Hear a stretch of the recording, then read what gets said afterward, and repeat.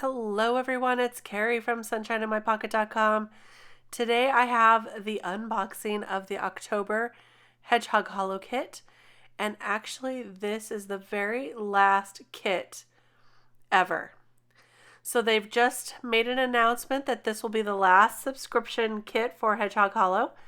And I just wanted to show you what comes in the kit. It is Day of the Dead themed. And look at these great animals and sugar skulls. Then it also comes with a sentiment stamp set, and I love this one. There's one that says, "Death leaves a heartache no one can heal. Love leaves a memory no one can steal."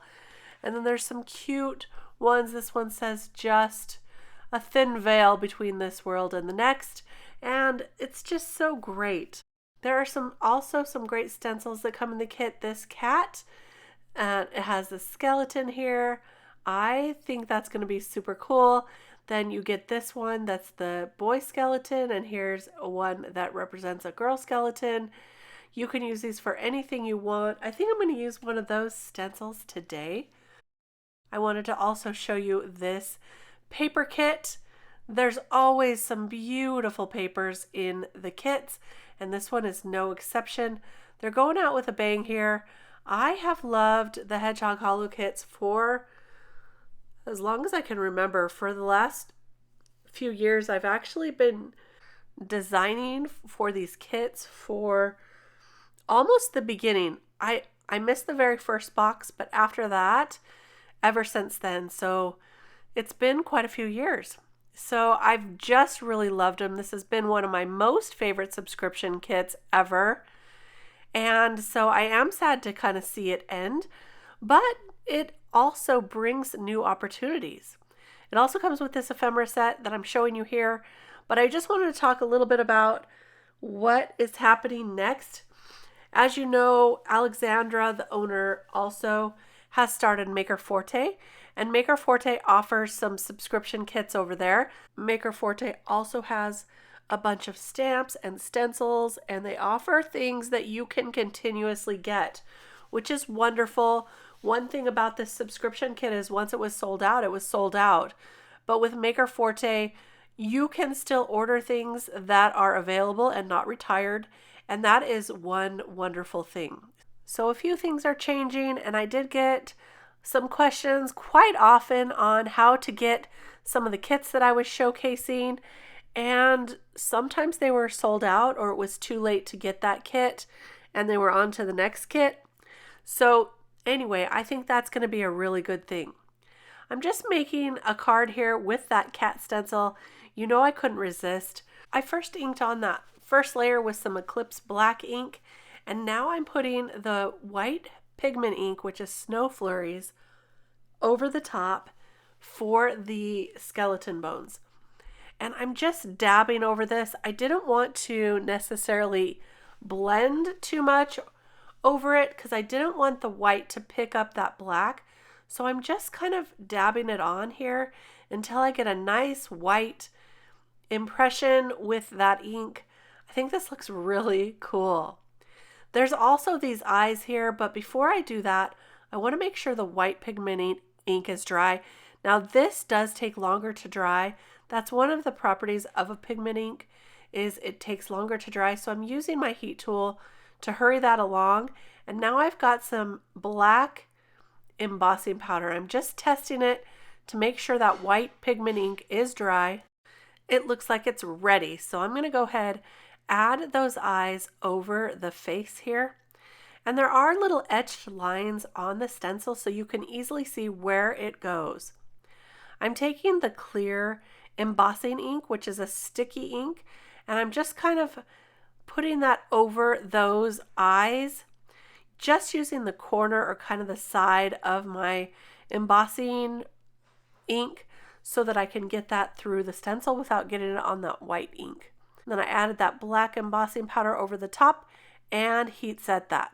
So there's our eyes and nose. And now I'm going to cut it down using a rectangle die from Maker Forte. Just going to tape that on, run it through my die cut machine, and there's our cat. And this is the paper I decided to use. I think this is so pretty. They have so many different colors, and one thing I love about this celebration is it's very bright, very vivid, lots of colors you can bring in, and I think that makes it really fun. So I'm going to use a couple of different layers of paper here, different shades, different colors, lots of bright, exciting colors going on here. So I'm just trying to lay out how I want this to go. Do I want 2 stripes of the turquoise paper or just 1? I'm also going to cut out a mat for around that cat for the white panel, and I'm going to use a piece of this ephemera here. So I'm just cutting it down. It kind of looks like a ribbon. It's really, really intricate. It's got some flowers on it. It's so pretty, and it matches that pink in the background of the flower of that paper behind it. So I love that, and now I'm choosing a sentiment, and the one I decided to go with says, "Memories keep us alive." And I just love that. So I'm stamping that down with some Eclipse black ink, and then I will go ahead and heat set that with some clear embossing powder. And the reason I'm doing this is because I want to ink blend over the top. So I want to make sure that that is nice and set with some clear embossing powder over the top so I don't smear that. And I can just right away go in and ink blend some Tiptree jam right over the top. Now this is a nice bright vivid pink, and I thought it would go really well with our card. So I'm just ink blending, and I have, you can see, a larger piece of paper. I am going to cut this out. So I have plenty of room to start my ink blending off of that sentiment and then bring it on. And now I'm just going to stamp one of those designs from the stamp set over this cat. Right here, I'm going to use the same Tiptree jam color. Stamp that down just like that, and that adds a really fun touch. And then I'm bringing in some Scrunchie cardstock. And let's go ahead and put this card all together now. So I'll glue the back of our card base onto the panel. Actually, I cut it down just a little so that a little bit of white was showing all around the outside edge. Now I'll glue that cat to the Scrunchie cardstock. Then I'll glue down this piece, but I did need to cut it down a little because I cut down the black paper as well. So I wanted that to match. So now I can glue that right over the top and in the center. Just like that. And now we can go ahead and put the cat right over the top. I'm going to pop the cat up with some foam tape. It needed a little more dimension to this card. So popping up that panel will really add that extra touch. I glued on the sentiment there, and now I'm going to go ahead and add all the foam tape. I'll pull all of that off and add it to the card. And it just needs a little something to finish it off. So I'm going to bring out my very bright, very well loved gems. These are lime wired and raw rust skirt gems, and it's perfect for this theme. I really do love to see neon colors with this. Bright, vivid colors, so great. I like to put them in little clusters of 3. I think that looks really great for this card especially. And usually when I add gems, I do have little clusters of 3, but not necessarily this close together. But for this card, I thought it worked. So there is our card for today. It's got some great dimensions, some beautiful colors, really great cat stencil. I hope you enjoyed this look at the very last Hedgehog Hollow kit ever and making a card with it.